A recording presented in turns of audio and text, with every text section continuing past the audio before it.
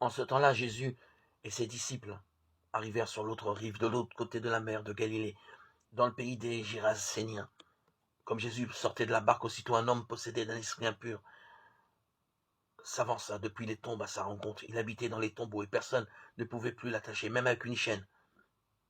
En effet, on l'avait souvent attaché avec des fers aux pieds et des chaînes. Mais il avait rompu les chaînes, brisé les fers, et personne ne pouvait le maîtriser. Sans arrêt, nuit et jour, il était parmi les tombeaux et sur les collines à crier et à se blesser avec des pierres. Voyant Jésus de loin, il accourut, se prosterna devant lui et cria d'une voix forte: « Que me veux-tu, Jésus, fils du Dieu très haut?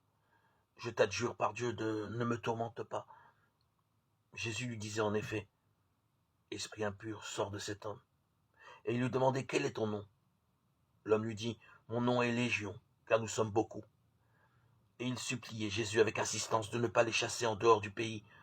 Or, il y avait là, du côté de la colline, un grand troupeau de porcs qui cherchait sa nourriture.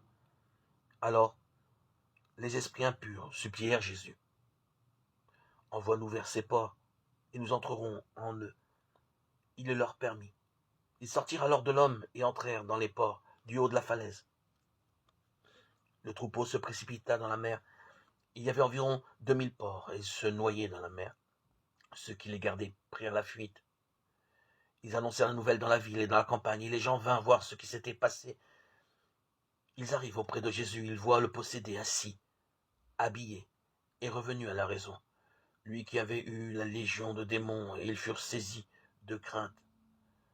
Ceux qui avaient vu tout cela leur racontèrent l'histoire du possédé et ce qui était arrivé au porc. Alors ils se mirent à supplier Jésus de quitter leur territoire. Comme Jésus remontait dans la barque, le possédé le suppliait de pouvoir être avec lui. Il n'y consentit pas, mais il lui dit: « Rentre à la maison auprès des tiens, annonce-le. Annonce tout ce que le Seigneur a fait pour toi dans sa miséricorde. » Alors l'homme s'en alla. Il se mit à proclamer dans la région de la Décapole ce que Jésus avait fait pour lui. Et tout le monde était dans l'admiration. Marc 5, 1, 20. Il y a ici un accent dans ce récit de libération où Jésus apporte la paix, là où des esprits impurs avaient mis en échec toute une communauté. Le bouleversement causé entraîne diverses réactions. Certains y voient un risque de dérèglement de l'ordre social, d'autres sont pris de crainte devant la proximité de Dieu en action et préfèrent l'éloigner. Un seul, le violent pacifié, va témoigner de sa miséricorde de Dieu. Mais par sa parole, toute la Décapole saura ce que Jésus a fait pour lui. Et l'étonnement le concernant dépassera les frontières d'Israël.